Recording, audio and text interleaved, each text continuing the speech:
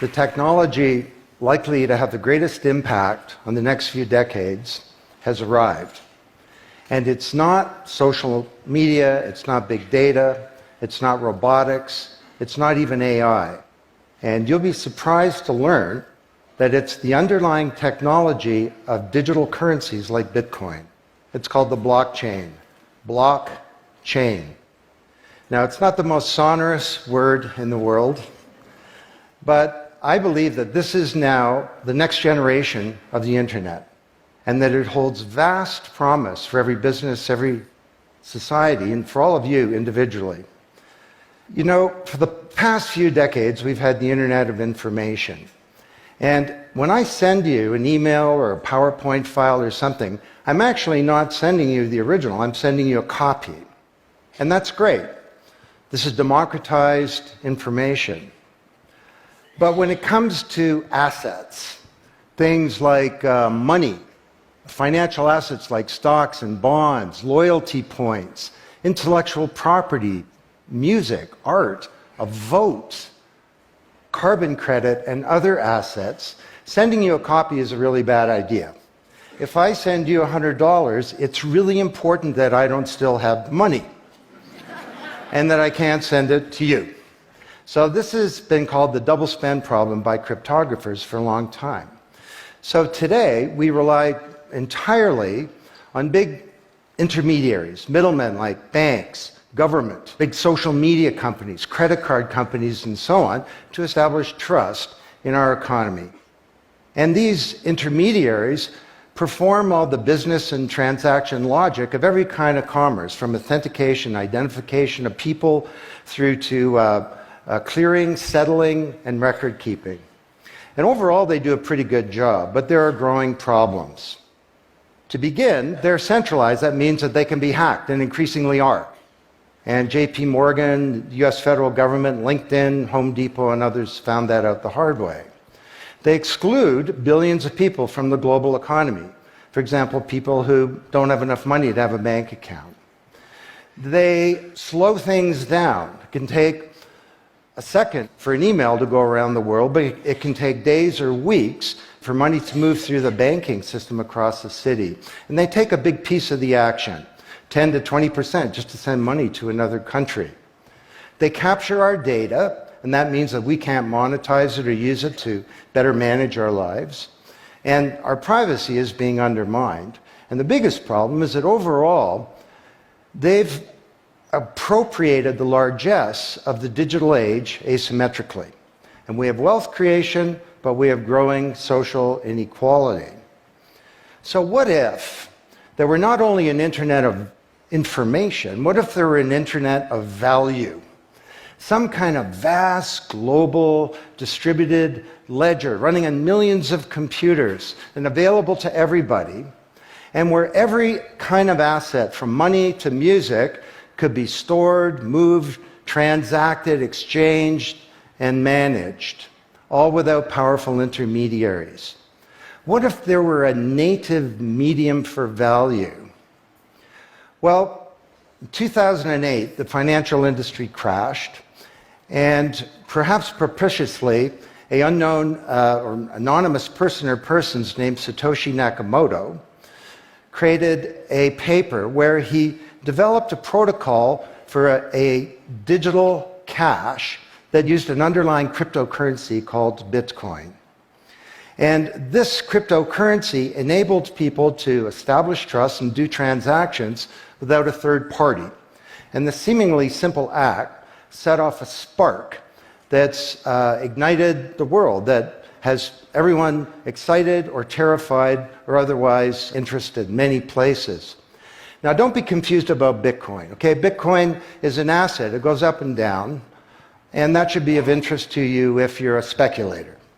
More broadly, it's a cryptocurrency. It's not a fiat currency controlled by a nation state, and that's of greater interest. But the real pony here is the underlying technology. It's called blockchain. So, for the first time now in human history, people everywhere can trust each other and transact peer-to-peer.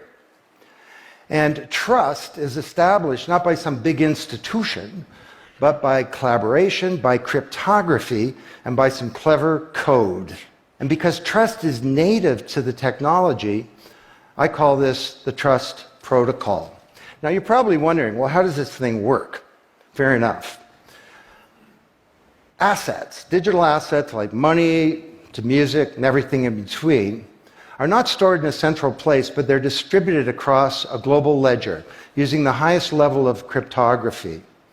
And when a transaction is conducted, it's posted globally across millions and millions of computers. And out there around the world is a group of people called miners. These are not young people, they're Bitcoin miners. And they have massive computing power at their fingertips, 10 to 100 times bigger than all of Google worldwide. And these miners do a lot of work. And every 10 minutes, kind of like the heartbeat of a network, a block gets created that has all the transactions from the previous 10 minutes. And then the miners get to work trying to solve some tough problems.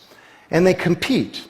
And the first miner to find out the truth and to validate the block is rewarded in digital currency. In the case of the Bitcoin blockchain, with Bitcoin. And then, this is the key part, that block is linked to the previous block and the previous block to create a chain of blocks. And everyone is time-stamped, kind of like with a digital wax seal. So if I wanted to go and hack a block and say, pay you and you with the same money, I'd have to hack that block, plus all the preceding blocks, the entire history of commerce on that blockchain, not just on one computer, but across millions of computers simultaneously, all using the highest levels of encryption in the light of the most powerful computing resource in the world that's watching me. Tough to do. And this is infinitely more secure than the computer systems that we have today. Blockchain, that's how it works. So the Bitcoin blockchain is just one. There are many. The Ethereum blockchain was developed by a Canadian named Vitalik Buterin. He's 19 years old.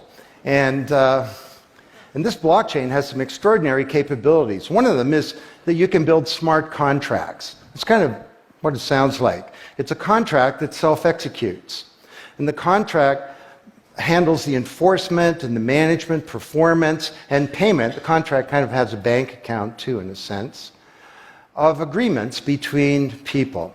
And today, on the Ethereum blockchain, there are projects underway to do everything from create a new replacement for the stock market to create a new model of democracy where politicians are accountable to citizens. So to understand what a radical change this is going to bring, let's look at one industry, financial services. You recognize this? Rube Goldberg machine. It's a ridiculously complicated machine that does something really simple like crack an egg or shut a door. Well, kind of reminds me of the financial services industry, honestly. I mean, you tap your card in the corner store and a bit stream goes through a dozen companies, and each with their own computer systems, some of them being 1970s mainframes, older than many of the people in this room. And 3 days later, a settlement occurs.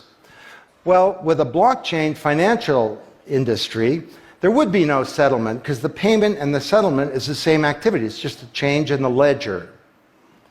So Wall Street and all around the world, the financial industry is in a big upheaval about this, wondering, can we be replaced, or how do we embrace this technology for success?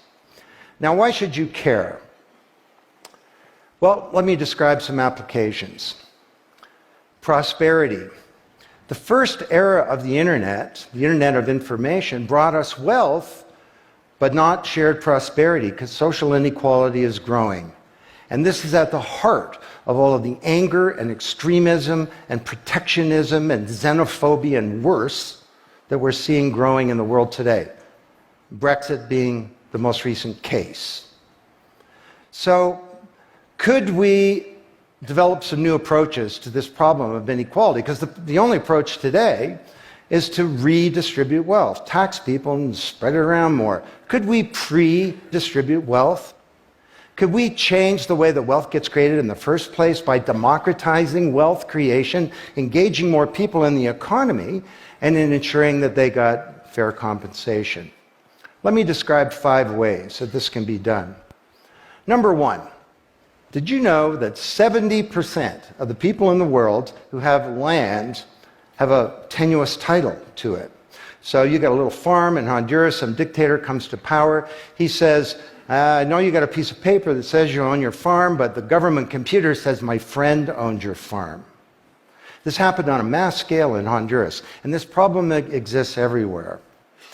Hernando de Soto, the great Latin American economist, says this is the number 1 issue in the world in terms of economic mobility, more important than having a bank account. Because if you don't have a valid title to your land, you can't borrow against it, and you can't plan for the future. So today, companies are working with governments to put land titles on a blockchain. And once it's there, this is immutable. You can't hack it. This creates the conditions for prosperity for potentially billions of people. Secondly, a lot of writers talk about Uber and Airbnb and TaskRabbit and Lyft and so on as part of the sharing economy. This is a very powerful idea that peers can come together and create and share wealth. My view is that these companies are not really sharing. In fact, they're successful precisely because they don't share. They aggregate services together and they sell them. What if rather than Airbnb being a $25 billion corporation, there was a distributed application on a blockchain, we'll call it Airbnb, and it was essentially owned by all of the people who have a room to rent. And when someone wants to rent a room, they go onto the blockchain database and all the criteria sift through, help them find the right room, and then the blockchain helps with the contracting, it identifies the party, it handles the payments, just through digital payments are built into the system, and it even handles reputation, because if she rates a room as a 5-star room, that room is there, and it's rated, and it's immutable. So the big sharing economy disruptors in Silicon Valley could be disrupted, and this would be good for prosperity. Number 3, the biggest flow of funds from the developed world to the developing world is not corporate investment, and it's not even foreign aid. It's remittances. This is the global diaspora, people who've left their ancestral lands, and they're sending money back to their families at home. This is $600 billion a year, and it's growing, and these people are getting ripped off. Annalie Domingo is a housekeeper, and she lives in Toronto, and every month she goes to the Western Union office with some cash to send her remittances to her mom in Manila. It costs her around 10%. The money takes 4 to 7 days to get there. Her mom never knows when it's going to arrive. It takes 5 hours out of her week to do this. 6 months ago, Annalie Domingo used a blockchain application called Abra. And from her mobile device, she said $300 went directly to her mom's mobile device without going through an intermediary. And then her mom looked at her mobile device, and it's kind of like an Uber interface. There's Abra tellers moving around. She clicks on a teller that's a 5-star teller. He's 7 minutes away. The guy shows up at the door, gives her Filipino pesos. She puts them in her wallet. The whole thing took minutes, and it cost her 2%. This is a big opportunity for prosperity. Number 4, the most powerful asset of the digital age is data. And data is really a new asset class, maybe bigger than previous asset classes like land under the agrarian economy or an industrial plant, or even money. And all of you, we create this data. We create this asset. And we leave this trail of digital crumbs behind us as we go throughout life. And these crumbs are collected into a mirror image of you, the virtual you. And the virtual you may know more about you than you do, because you can't remember what you bought a year ago or said a year ago or your exact location a year ago. And the virtual you is not owned by you. That's the big problem. So today there are companies working to create an identity in a black box. The virtual you owned by you. And this black box moves around with you as you travel throughout the world, and it's very, very stingy. It only gives away the shred of information that's required to do something. A lot of transactions, the seller doesn't even need to know who you are. They just need to know that they got paid. And then this avatar is sweeping up all this data and enabling you to monetize it. And this is a wonderful thing, because it can also help us protect our privacy. And privacy is the foundation of a free society. Let's get this asset that we create back under our control, where we can own our own identity and manage it responsibly. Finally,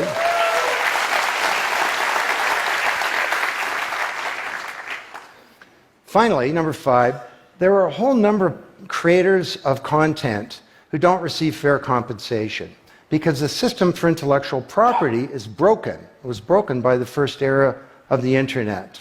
Take music. Musicians are left with crumbs at the end of the whole food chain. You know, if you're a songwriter, 25 years ago you wrote a hit song, it got 1 million singles, you could get royalties of around $45,000. Today you're a songwriter, you write a hit song, it gets 1 million streams, you don't get $45K, you get $36, enough to buy a nice pizza.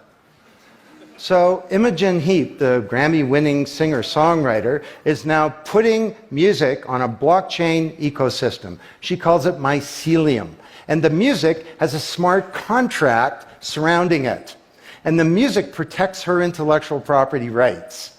You want to listen to the song, it's free, or maybe it's a few microcents flow into a digital account. You want to put the song in your movie, that's different, and the IP rights are all specified. You want to make a ringtone, that's different. She describes that the song becomes a business. It's out there on this platform, marketing itself, protecting the rights of the author, and because the song has a payment system, in a sense a bank account, all the money flows back to the artist, and they control the industry rather than these powerful intermediaries. Now this is